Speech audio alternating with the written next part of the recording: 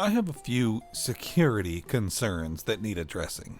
I was doing a bit of digging into the VANNI mask, hijacked Helpy, the security system of the Pizzaplex, mixes / F10 and 4, trying to figure out what all of that is really doing tied together and fighting against each other, and I stumbled onto an idea attached to the side of all that instead. Now remember, I'm just speculating here. A few disparate details bounced around in my brain and clumped together to tell a story.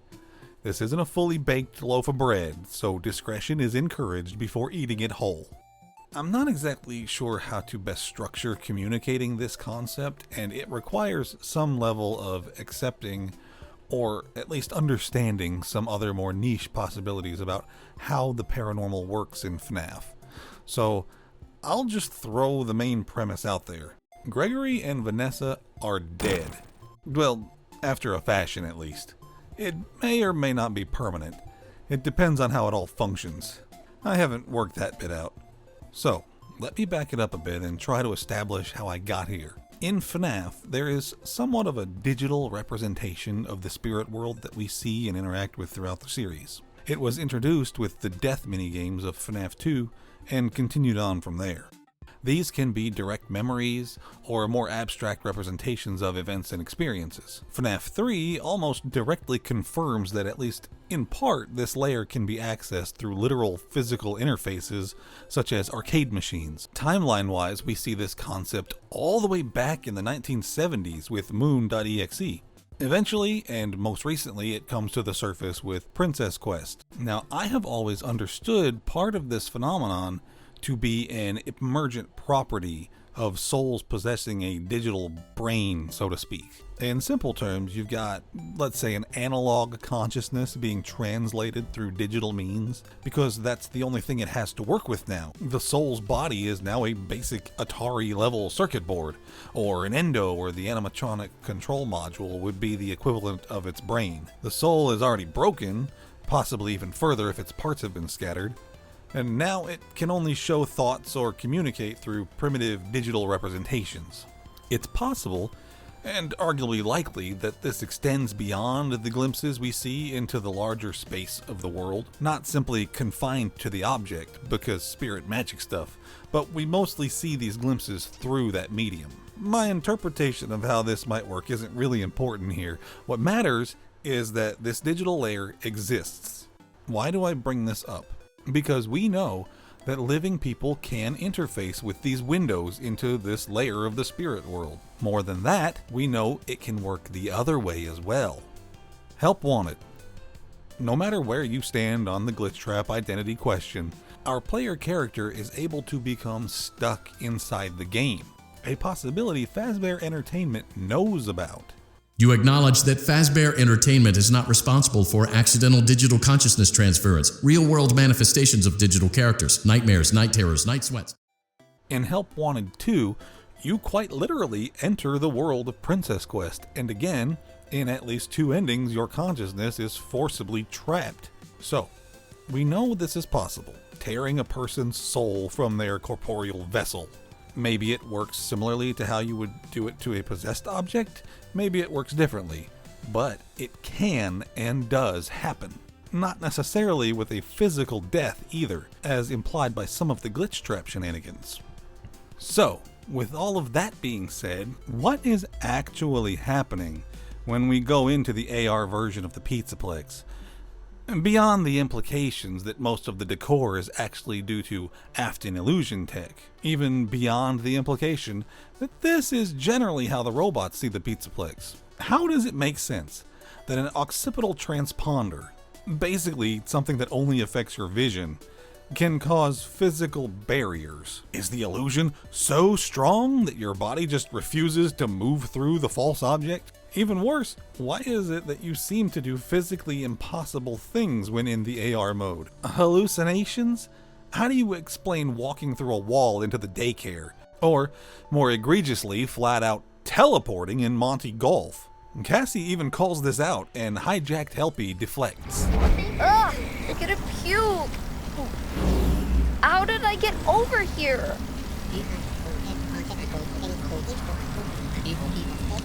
What about the ghostly wails in the air and coming from the wet floorbots? I posit that what this AR interface actually is exactly what Helpy says it is. Access to the Pizzaplex's internal systems for maintenance or whatever else is needed. However, whether deliberately or not, this system manually accesses this digital spirit layer. It probably worked normally without much oddity until very recently. The veil in this place is likely extremely thin at this point. The whole area seems to be one giant spirit soup after all these decades of victims. I wouldn't be surprised if, at least in part, similar to how Remnant seems to be able to be used for jobs like powering machinery and lights, here the spirit world, maybe primarily Agony since everything is so dang purple, is being deliberately exploited by Fazbear for their own tech. Or maybe simply because this place is so spirit saturated it was inevitable that this internal system, which makes up the entirety of the Pizzaplex, would become just as haunted as the animatronics, especially after the earthquake. How it works precisely isn't the point though. The point is that it's clear we are accessing the soul layer of some kind in some way. Even further, I think we are entering this layer in a more literal sense. This is why the impossible moments happen, why we are hindered by objects that aren't real, or vice versa. Why we teleport from catwalk to catwalk, from catwalk to stage. Why we walk from control room to daycare through a wall. Why the server room is seen so symbolically and you literally can't leave the AR version of it. Or whatever other examples you can think of. Maybe the entire Pizzaplex functions on an interacting synthesis of these two planes of existence, which is why everything that happens out there has an effect here. Do you understand? What is my point here? It's time to wrap back around to our dangerous little gremlin, Gregory. Throughout Ruin, give or take some accuracy, there is overwhelming evidence that these events follow some version of the redemption ending of Security Breach.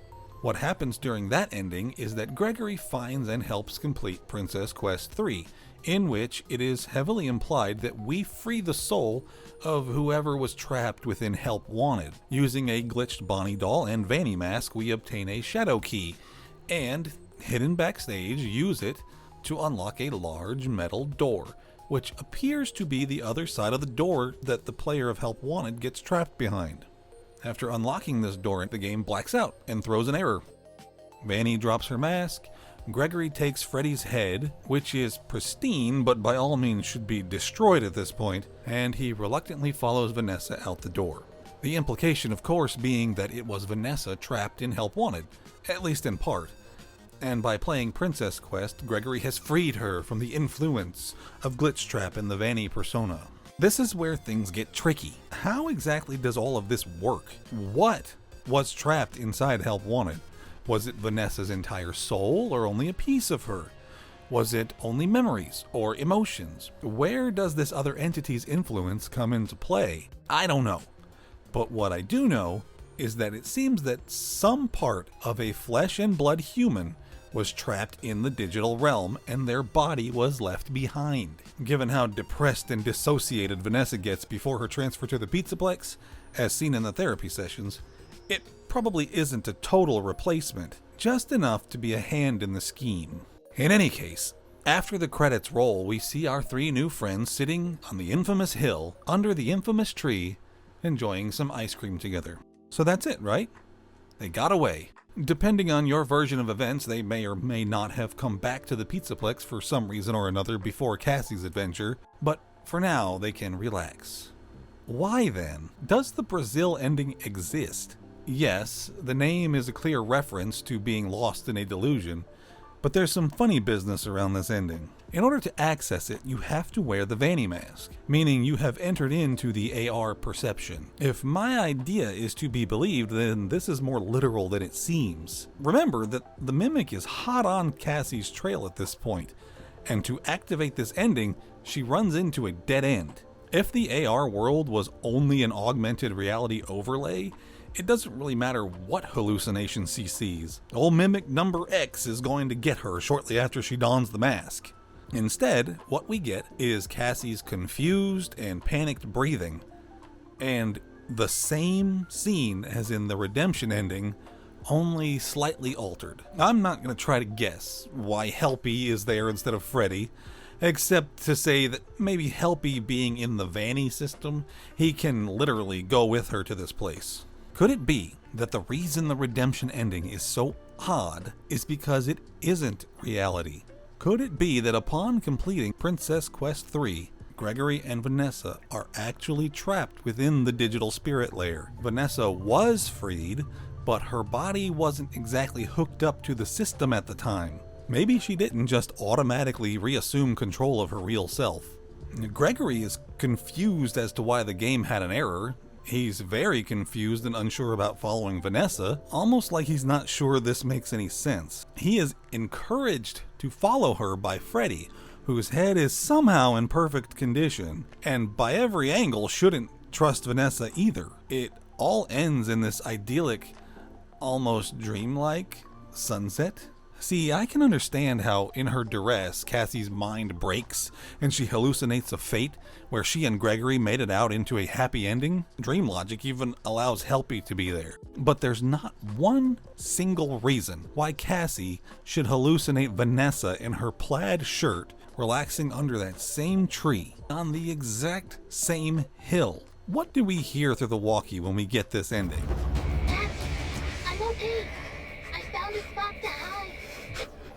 I think this is the game being snotty.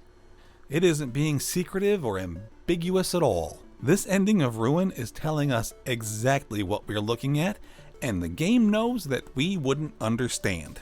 This idyllic hilltop happily ever after is where the souls of Gregory and Vanessa are hiding, at least the largest piece of them. What do we see in the background of this ending? 5 balloons rising to the sky, a sign of peace. Where have we seen that before?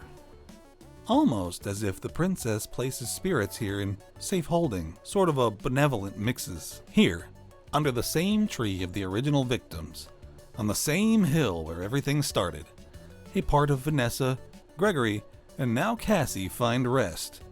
Here they can live out a vision of their happiest days.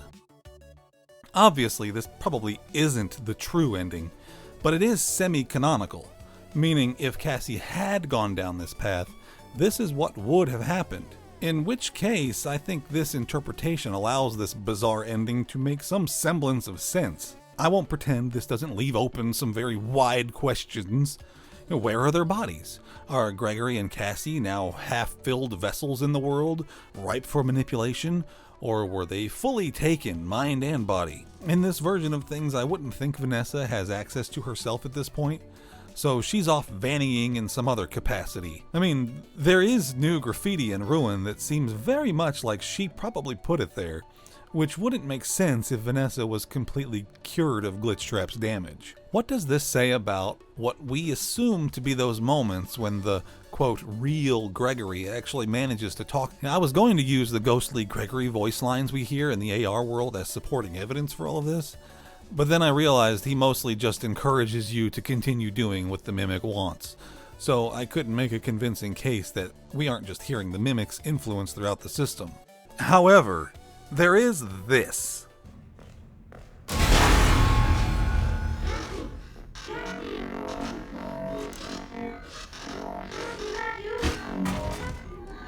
Cassie, is that you?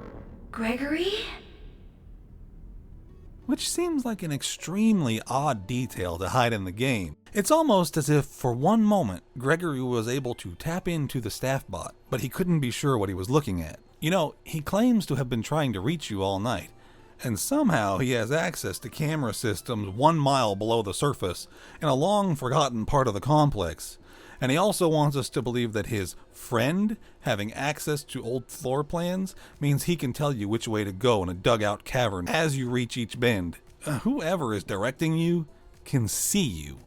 By the way, and this is just a tangent, but if its primary goal was to leave, why wouldn't the Mimic just turn around and climb up the same way Cassie got down there? It would be way more capable of doing so than she would. Why does it bother chasing Cassie at all? She freed it. It's good to go. You know, we know from Secret of the Mimic that it should have very little problem climbing an elevator shaft or some cavern walls. I think most of us agree at this point that it was probably the Mimic or F10N4 that hijacked the signal and dropped Cassie down the elevator shaft, not Gregory. It almost makes you wonder if it chased her there specifically to do so. Is the we that can't risk being followed M2 and F10? Or maybe whatever is hijacking Helpy? Well, whatever. Questions for another time. An odd little detail is that Cassie mentions that Gregory sent her a message to meet her at the Pizzaplex. Not that he called her and talked to her or anything like that. Whether an email, a voicemail, or something of the like, this lines up with the strange manipulative messages mentioned being sent in the therapy tapes. You know, if it were a fake message, why would Gregory be trying to get a hold of her all night? How would he know she received a message to go there? My point is, if Gregory was aware of Cassie's presence in the Pizzaplex and was trying to contact her all night, what sense does it make for the staff bot Gregory to ask if it was her? Unless it was partially possessed, perhaps? There is a wider question in the lore as to whether spirits experience time linearly. They seem to flit in and out of memory replays at the very least. Could explain some of the behavioral weirdness. That is, if Gregory wasn't in on the plan to get rid of Cassie and let the Mimic out. In summary, the idea here is that Gregory and Vanessa are no longer completely of this world, thanks to a combination of Help Wanted and Princess Quests. The AR world that we see both reveals how much of the Pizzaplex is made up of illusion tech, and how much of it is influenced by spirit magic, and is a direct interface between these planes, much like Princess Quest is. If you have anything to add to this, or if you think this is all nuts and have just the thing to prove me wrong, let me know down in the comments. We'll have some fun bouncing ideas around. If you enjoyed this and wouldn't mind hearing more from me as I learn how to navigate this YouTube thing, consider a like and subscribe. Holy cow, I've still got my initial idea that led to all this to look into.